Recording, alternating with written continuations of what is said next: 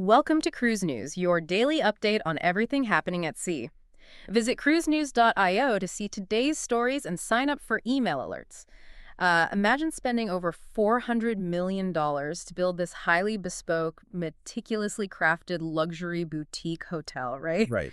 And then you just turn around like 3 years later and sell it off for parts, just because the neighborhood suddenly decided they only want massive family theme parks. Which is wild. It really is. And that is exactly the financial whiplash happening in the cruise industry today. I mean, cruising's next wave is taking shape right now. We are seeing a massive evolution driven by shifting passenger tastes and, well, ruthless economics. Absolutely. The old rules are just out the window. Exactly. So today we are looking at ships changing hands in the Asian market under some pretty bizarre conditions, bucket list extended itineraries heading to Antarctica, and a totally new approach to onboard entertainment tapping into the heart of Nashville.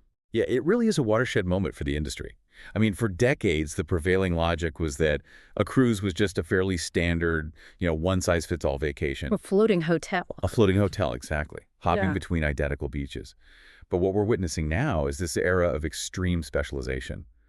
The major lines are looking at their fleets, their itineraries, and the actual psychological drivers of their passengers. And they are completely recalibrating. They realize you just can't force a product on an audience that has fundamentally outgrown it. Yeah, and nowhere is that hard lesson more obvious or honestly more expensive than in the Chinese market right now. Let's start with the massive fleet shakeup happening over there. Oh, yeah. So the big financial news crossing the wires is that China Merchants has listed the Zhao Shangyi Dun for sale. Which a lot of international listeners will instantly recognize as the former Viking Sun. Exactly. It's on the Beijing Equity Exchange for a minimum of RMB 2.9 billion, which is roughly $420 million. It is a staggering figure. But you have to, look at the pedigree of this specific vessel. Yeah. Built by Fincantieri, entered service in 2017. Highly regarded ship. Highly regarded, yes. But the real story is that joint venture deal China Merchants struck with Viking back in 2021. I mean, they rechristened the ship, tailored it for domestic Chinese travelers, and explicitly marketed it as a high-end boutique luxury product. Right. They were betting massive capital on the idea that wealthy Chinese tourists wanted refined, quiet luxury sailing up and down their own coast. But the fascinating part to me isn't just the price tag, it's the incredibly strict conditions attached to this sale. Oh, the branding. Right. If a new buyer steps up, they have exactly 1 month to strip away every single trace of China Merchants branding. But it goes deeper. All the Viking licensed elements are completely off limits. Yeah, they are not included in the $420 million sale. We're talking venue names and, crucially, the actual operating systems running the ship's hospitality networks. So the new buyer either begs Viking for a new deal or rips out the systems and starts from scratch. That is brutal. Okay, let's unpack this, because it feels like a sudden housing market correction. It's like buying a smart home, but the seller takes the operating system with them. Why abandon a luxury partnership that just launched in 2021? But what's fascinating here is the collision between pandemic-era planning and post-pandemic economic reality. You have to remember the context of 2021. Right, strict domestic controls. Exactly. The pandemic forced this ship into shorter coastal failings, short loops out of Shanghai, Shenzhen, and Tianjin. And the financial reality of running a boutique luxury ship, which requires incredibly high overhead for food and service staff, is that it just bleeds money if you're doing restricted domestic loops with a half-empty ship. Yeah, I read it has a capacity of 930 passengers, but back then it was often sailing with only about 600 people. You don't need an economics degree to know that math doesn't work. Precisely. And they tried to pivot, extending to 8 days or even 15 days to Japan when restrictions eased, but the damage was done. But the larger mechanism here is a massive demographic shift. Demand is actually surging. It's up nearly 28% in the first 11 months of 2025. Wow, 28%. Yeah. But that returning demand doesn't want quiet, adult-oriented luxury. Chinese cruisers are shifting overwhelmingly toward multi-generational family travel. Oh, I see. Yeah, when you bring the grandparents, parents, and kids, you need mega ships with massive entertainment complexes and water parks. A Viking-style ship just doesn't have the hardware for a massive family reunion. That makes total sense. And it perfectly explains the massive influx of international tonnage we're seeing. Brands like Royal Caribbean and MSC are rushing their largest megaships back into China. And even on the domestic side, Adora Cruises is bypassing the luxury market entirely. They just floated out their second domestically built megaship, designed from the keel up for Chinese families. It is a complete structural purge of tonnage that just no longer fits the market. Look at Bohai Ferry Group. They are selling the Chinese Taishan for a complete fraction of the cost, just $23 million. Okay, 3 million. Yeah, they bought it for over 40 million years ago, but it's been laid up since 2020. They are explicitly giving up on the passenger cruise business to focus on freight, basically saying they can't compete with the new mega resorts. So luxury bets are failing, older tonnage is sitting idle, and smaller operators like Blue Dream Cruises are even filing for bankruptcy because of geopolitical headwinds. It's a complete house cleaning. And we have to factor in the regulations, too. China enforces a strict 30-year age limit on mainland operations. That rule is exactly what forced older ships like Pianoland out of the mainland market entirely. Wow.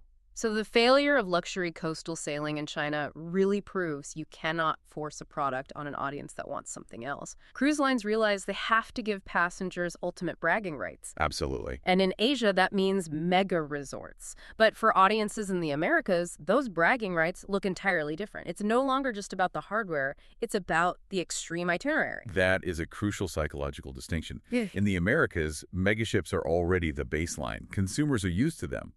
So the battleground has shifted to geography. Right. How do you give someone a story they can take back to the office? Exactly. And Princess Cruises is answering that with arguably one of the most ambitious deployments we've seen. They just opened sales for their 2027-28 South America season on the newly renovated Majestic Princess, which holds over 3,500 guests. It's essentially a floating suburb. It really is. And these itineraries range from 15 days to an absolutely staggering 37 days, like the 37-day South America Passage Grand Adventure from Southampton to Chile. The logistics of that are mind-bending. Provisioning a small city for over a month at sea, visiting 19 different destinations. But what stands out is how they structure the time in port. The old stereotype is rushing back to the ship by 5:00 p.m. Right. But here, every single sailing features an overnight in Buenos Aires. Plus, late-night calls in places like Rio and Ushuaia at the very tip of Argentina. So what does this all mean? Because I have to push back here on the scale of this. 37 days is a massive commitment. Outside of wealthy retirees who has 37 days to take off work, how do they convince people to choose this over a standard Caribbean run? Well, if we connect this to the bigger picture, you have to look at remote work and extended sabbaticals. There's this growing demographic of professionals who can work from anywhere, and cruise lines have upgraded their satellite internet for exactly that reason. That's a good point. But the underlying strategy is differentiation through extended scenic cruising. Princess is heavily leaning into Antarctica, the Gerlache Strait, the South Shetland Islands. So you're not just docking at a port. No, you are doing multiple days of active scenic sailing through iceberg-laden waters, watching whales and penguins. They even have onboard naturalists and marine biologists giving lectures. It sounds like they are colliding a megaship with a rugged expedition cruise. Yes, turning a passive vacation into an educational journey. And they are attacking the cultural side, too. Staying late in Rio or overnighting in Buenos Aires lets you experience the local nightlife independently. They even bring local tango and samba performers onto the ship. And the inland cruise tours they are attaching are wild, like the 6-night Machu Picchu Explorer. You leave the ship, travel inland to Lima and Cusco for almost a week, and then rejoin the cruise. Or the 5-night Iguazu Falls adventure. It completely shatters the boundaries of what a cruise is. It proves that for this market, the ship is just a strategic base camp. The goal is to unlock 15 UNESCO sites in one trip. That's the ultimate bragging right. That is amazing! But, you don't actually have to sail for 37 days through icebergs to see this extreme specialization in action. If Princess is changing where you go, Margaritaville at Sea is entirely rethinking what you do once you get on board, shifting from passive consumption to active participation. Yeah, the onboard experience is transforming almost faster than the itineraries. Every line is facing the same dilemma. How do you keep a modern, distracted passenger engaged after the sun goes down? The traditional megatheater show is feeling really dated to younger travelers. And Margaritaville at Sea is taking a massive gamble to solve that for their upcoming ship, the Beachcomber. It's a 102,700-ton vessel debuting in Port Miami in early 2027, refitted from the Costa Fortuna. Right. And right now, to build out their entertainment, they aren't casting for traditional polished stage reviews. They aren't looking for dancers in sequin costumes. No, they're taking a completely raw approach. They're holding live in-person auditions in Nashville right now, May 12th through the 16th, right on Broadway. They're explicitly searching for singer-songwriters, solo artists, and full live bands. They are casting for a brand new venue called Same Boat, and they developed it in partnership with Grammy winner Zach Brown. The goal is to perfectly mirror the gritty, live energy of Nashville's Broadway scene and create a platform for emerging, unsigned talent right on the ship. It's brilliant. Here's where it gets really interesting. Think about the contrast here. They are essentially trying to transplant a gritty, neon-lit Nashville dive bar into the middle of a massive ocean liner floating past pristine coral reefs. Is this the new battleground for cruise ships, moving away from the classic showroom model? I mean, this raises an important question about authenticity. It's the difference between going to a Broadway show and walking into a local speakeasy.